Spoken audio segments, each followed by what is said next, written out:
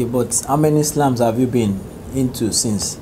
I've been into War of Words 5, War of Words 6, War of Words 7. I've been at the Enugu Literary Slam. Enugu, back at Enugu. And I attended, I participated in another slam back in Ibadan, that one mini slam organized by Bible then too. So that's just the slam. Well, have you won anyone so far? I haven't actually, because when I started, I had a lot to learn then. So, but over time, I've been able to learn a lot about slamming and performing poetry. So I think I'm getting better. But over time, with going to slams, I've always been doing better than I performed at the last one. So because I know that somebody did say that you are the most improved poet of 2018 compared to your performance at what was 5 and then 6 and then 7 that you actually went head to head with Ajijola and it lasted distance. How does that do to you, knowing that you come a long way? Coming to War of Words 7, when I was leaving home, I checked the list of the poets I'll be facing and probably I can face off with any one of them.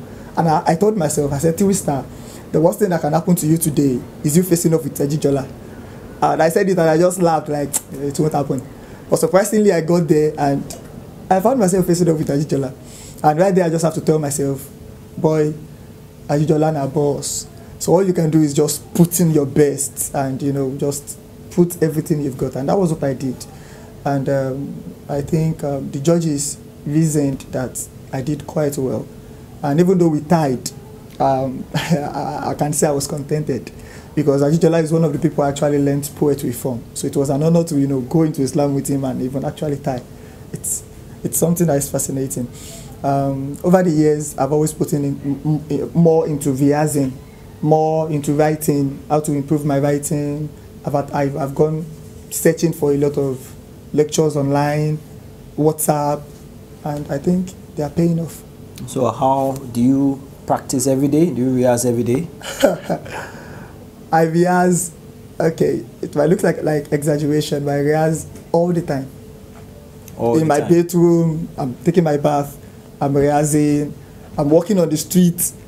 Sometimes I put earpiece on, and fix earpiece on in my ears and pretend as if I'm listening to music. So when you see me moving my lips, you think I'm probably singing what I'm listening to. But most of the times, I'm not playing anything. I'm just walking on the street and I'm just silently mouthing my lines. Because I know when you keep saying your lines over and over, that is how you own them. They become a part of you, such that you cannot forget them. So, and that is what we learned from bosses like Graciano. He taught me that majorly, that you mouth your lines over and over. That is how it sticks. Yeah. So are you going to enter for War of Words 8? Okay. And if you do enter, are you going to win it? Okay, if there was something I learned from War of Words 7, it was that slam is not a do or die affair. Go there, have fun.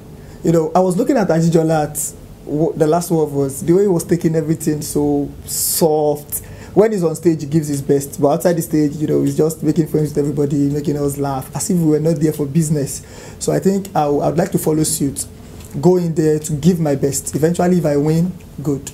But if all I'm able to, get is maybe get to the final round, something, make a mark in any way I can, of course. But I know I'll definitely give it my best. So tell me, I'm very curious. Are poets good lovers? Okay. Regardless of the occupation or the talent or anything, I think we all are first humans. So we have chemistry, we have everybody have their love languages. So I think poets are good lovers, just like any other person. The only exception is that sometimes people believe that poets are players. That maybe because sometimes when we just write for fun. So if I write a love poem to my lover now, she might just look at it and feel like, this is good. But are you sure it was not just something you wrote out of random thought? Are you sure you had me in mind when you were writing this? Are you sure tomorrow you're not going to show the same poem to another girl or stuff like that? So I think poets are humans. They have the ability to love and they're amazing people.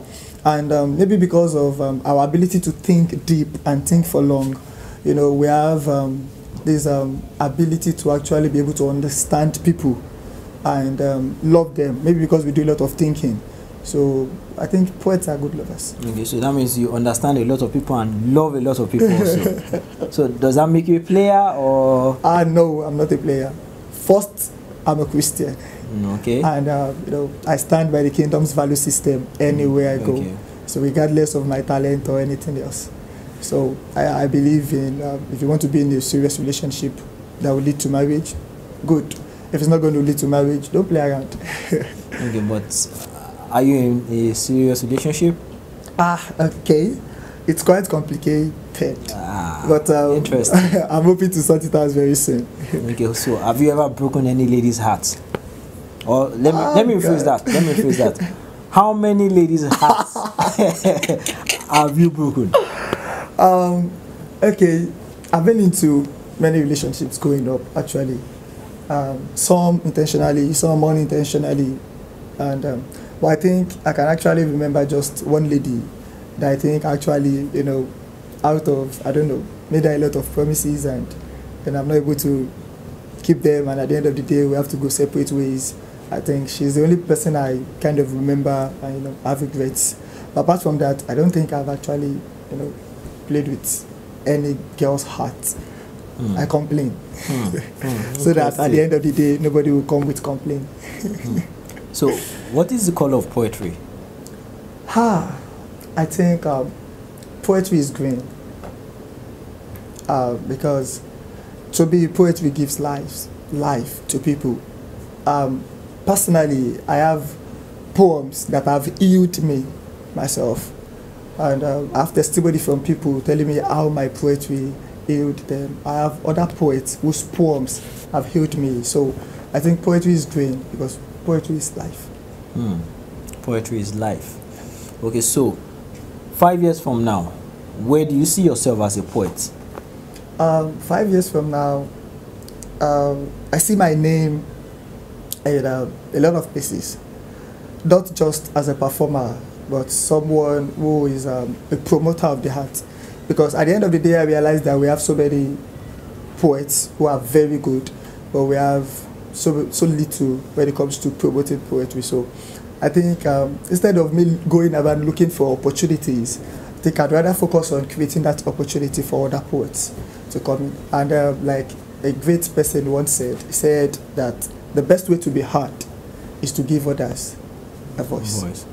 So I think that is what I want to focus on doing. So what's the best advice you have ever received as a poet?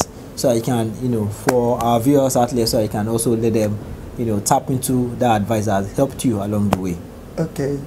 I think the most important thing is believe in yourself. The first time I performed poetry, I forgot my lines. I stood there like a dummy. And people just clapped for me and I went to sit. But I went back home and I felt like, no, I'm going to wow the same audience. And I was able to do it. I performed to the same audience and I got a standing ovation. So it was amazing. So ever since then, I believed I can do anything. So believe in yourself. There's no limits to how far you can go. Interesting. So we're expecting a performance from you today, right? Of course. All right. Course. Thank you very much, Tiwistar, for being on stage. I almost called you Tiwa Savage. No. All right. So we look forward to your performance. Sir. Yeah. Thank you, sir. For updates on our events and activities, make sure you follow us on Twitter and Instagram at World of 411. Also go to our website www.worldof411ng.com. Make sure you like this video and subscribe to our channels, and most importantly, leave a comment below so we can keep the conversation going. Thank you very much and stay blessed.